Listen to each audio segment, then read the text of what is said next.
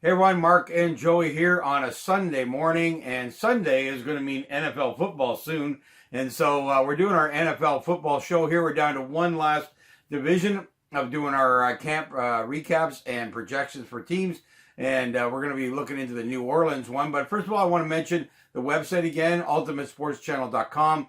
Head over there. You see a complete sports news feed every day. You just make it your homepage to open up. You get to see where we're located in case you're looking to view the show on a different channel than you are now. If you want it on audio instead of on video, all those kinds of things. We know with our gorgeous faces, you probably want a video, but you may not. You may want to listen to it in the car, whatever. But anyway, it's all there on the website along with some of our sponsors. I will mention as well, one of our sponsors, CoolEyeCover.com. Now, as it sounds like, these are the coolest sunglasses. They were on the show a little while ago, but now have upgraded. We did get some feedback. We've talked to them about getting rid of the cheap glasses there because we are talking about sports. We're talking about sitting outside for 2-3 hours on an event or playing that event, whether that be tennis or golf, whatever you're doing outside, and you're playing the sunglasses. And so they have revamped everything to be high-end quality. I think the lowest price is $30, $40 for the sunglasses now. Huge variety of women's, men's, kids, sport glasses, premium glasses, all there for you. So CoolEyeCover.com. Check them out. And let's get into the NFL, Joe. We're going to be in New Orleans first, which almost got it done last year. Yeah. Not quite. Well, and actually, also want to add, if you go to our YouTube channel, please subscribe there too. That's very important to us to get that starting to build. Yeah, Vimeo, you're right. Roku going. YouTube's the next step for us. Follow us or subscribe if you can. We're on all the channels now, and it just helps bring our program directly to you. And yeah, if you subscribe or follow us, then we can always get all the podcasts out to you when they come out. We are going to have a certain schedule, but we also do special features like this one. And we got to get them done whenever we have time. But appropriate Sunday football is going to be starting in about 4 weeks. Let's talk NFL, Joe. Let's talk New Orleans. They almost got it done last year. Will they get it done this year? Yeah, I mean, you have to think they will in the NFC. Pretty wide open, really. No juggernaut team there anymore. And really for the Saints, they should have been in the Super Bowl last year. Yeah. Who knows how that would have played out. We all know the story of the penalty at the end of the game there was not obviously the right call, and now they've kind of added a rule because of it, of course. That's always how things go. But they certainly feel robbed, and at the end of the day, they should feel robbed, and they really need to go to the Super Bowl. I mean, their quarterback is now up there at 39 years old with Drew Brees, so they really need to go, as far as I'm concerned. But I don't feel like that means they're falling off by any means. But He's so good. This is Peyton Manning. He needs a second. Great regular season quarterback has just not been able to get back. And they talked about Peyton Manning that way too. That if you did get a second one, it puts you into a class of quarterbacks who kind of got one, and there's a lot of them that doesn't distinguish you. He needs to win a Super Bowl. Yeah, he needs a second Super Bowl for sure. He hasn't even actually been to a second Super Bowl, I don't believe. Yeah. And actually had many years where he wasn't even in the playoffs. They weren't very good at all without Sean Payton there for a couple of years. And when he kind of came back, they still struggled to find the team and get his team back, which is what they want. And they worked so well together. It was necessary, obviously, for Sean Payton to be there. But they've developed now a great team, which is ironic. They kind of developed this great young team at the time when their quarterback's actually the oldest. Now, that can go either way. I think it's a good thing. Kind of like in the LA Chargers right now.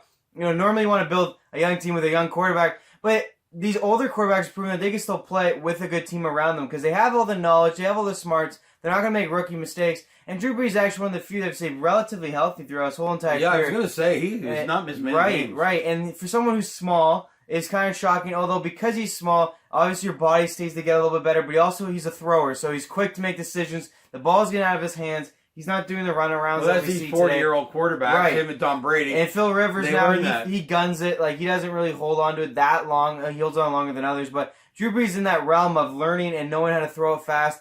And really, they've built such a great team around him. It opens up his opportunities. So let's talk about them. Michael Thomas just became the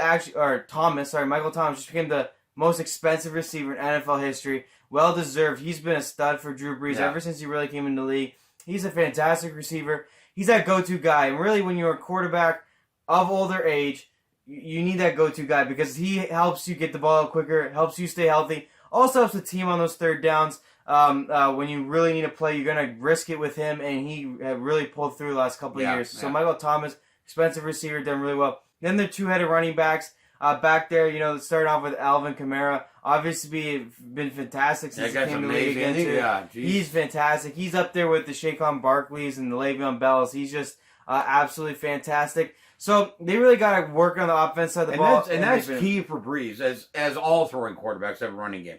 I mean, somebody that at least the defense is fearful of, that allows them to not just rush him every single down, right? We've seen great quarterbacks without good running backs, and they just get rushed every time, and they're always on the run. And especially, again, when you're 39 years old, you want to be able to hand that ball off. You want to be able to dump it down to Kamara. When you're in a passing play, it's always nice to have a good running back that can just pull it in the flat, and you can toss it to him. So it just provides all those options that if you don't have that running game, it doesn't. And it gives you a bit of a rest as a throwing quarterback. I mean, to get a couple downs, you just hand the ball off. And when you're his age, you need that, especially if you're going on a lot of long drives. So that's a key component to this offense nowadays. Yeah, and more importantly, which, it was funny, we were watching this James Corden thing. The big men don't get enough credit. Yeah. Well, the big men on New Orleans Saints have become very, very good. That's obviously why they're able to protect Drew Brees, create a good running game, and honestly create a good passing game because we got time in the pocket.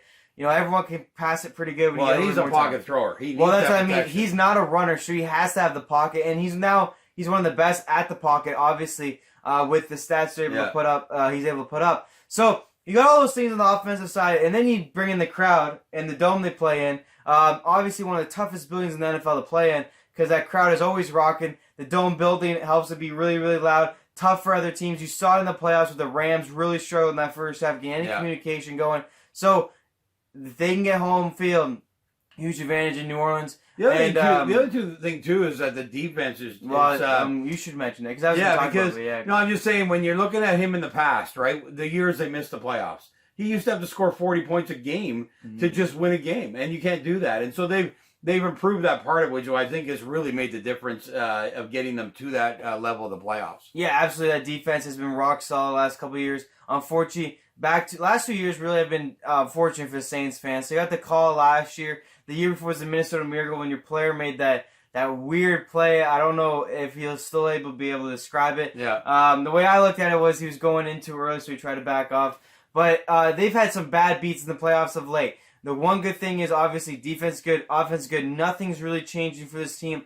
But the most important thing is, unless something changes, their division the last couple of years has been quite easy, which allows them to get the number one seed. And if you go to the playoffs throughout New Orleans, then good luck beating them. It's very difficult. As you've seen, you need to get lucky. So assuming they can get the 1 or 2 seed again this year in the NFC, they will have a good chance of going to the Super Bowl. And I think it would be a great thing to see. Honestly, it would be great to see maybe Drew Brees, get that second title. And, if our predictions are on the other side, it could be against Tom Brady, which would be kind of one of those legendary quarterback games that we'd all like to remember. But you're right about the fact that, divisional play has its pluses, obviously, for crowds, rivalries, all that stuff.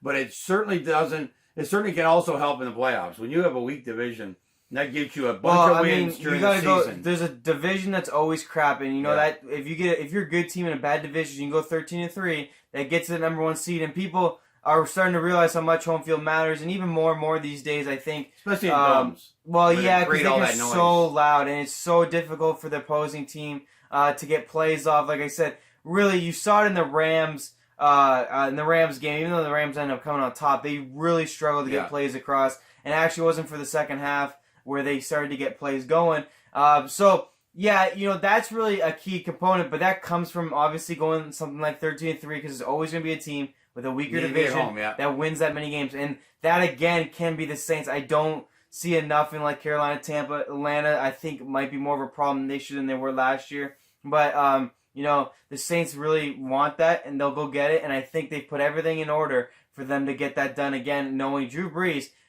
personally, I think has 2-3 years left based on his talk. It's not Tom Brady talk. It's not wanting to play till 45, 46. It's not that at all. He's talked about wanting to coach his kids. What does he have, 6 kids at home? Yeah, well, I think he has something like that. 3, maybe more. And 4 and 3 of them are boys, I think. So, is that what it is? He's talked about coaching his son's football. He's talked about being home. So he's not a Tom Brady where it's about, I can play forever. It's about the fact that he's already thinking about it. And so they need a Super Bowl real fast. Yeah. And I think when you look at his team, you look at Michael Thomas, Kamara, maybe even this defense. Is also the time. Before these contracts expire and typically guys leave for free agency, that is a 2-year window. So I think they got to get it done now.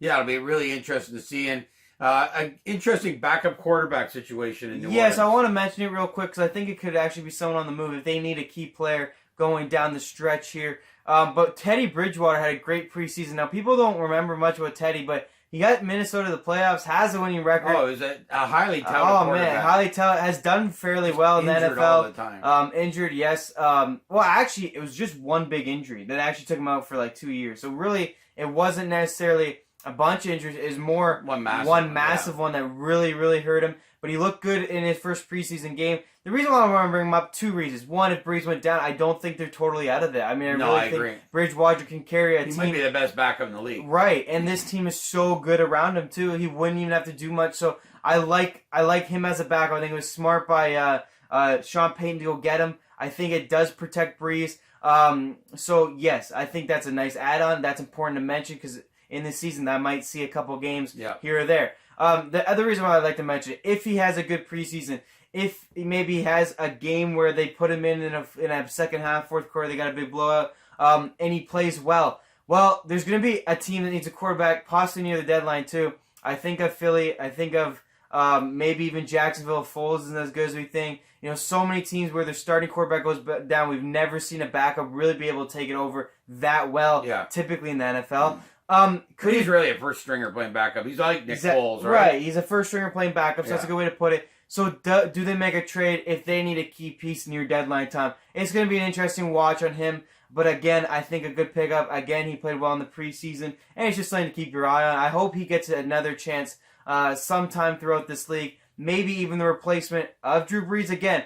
I feel like they got him because Drew Brees has been adamant that it sounds like 2 years maybe for him, maybe 3 years for him, and he is not looking to play till 46. So maybe Sean Payton's told Bridgewater, hey, when Brees is gone, I'll still be around and you can take over this team. That might be in the word too. I don't know, but it's an interesting thing to focus on. Why waste a draft pick when you actually have a proven quarterback? I mean, he's kind of been shunned because of this injury. It's remarkable. Well, it's not shunned. Unfortunately, Minnesota kind of got good without him. They kind of found replacements. Obviously, but they should have kept him because the replacements have been terrible. And they had to go spend a ton of money on Kirk Cousins. I think he'd be better off with Bridgewater right now. By far. They made some mistakes. So anyway, he's been kind of one of those guys that had a lot of bad luck. I'd love to see him. Everything I know about him from when he started with Minnesota was a good guy. He's a good quarterback. This guy has talent. I mean, it's a shame to see that go away. Yeah, you mentioned a good guy too. I've heard a lot of coaches say, they love him as a personality. The teammates love him. That goes a long way nowadays. I mean, you see a lot of problems in the NFL, unfortunately,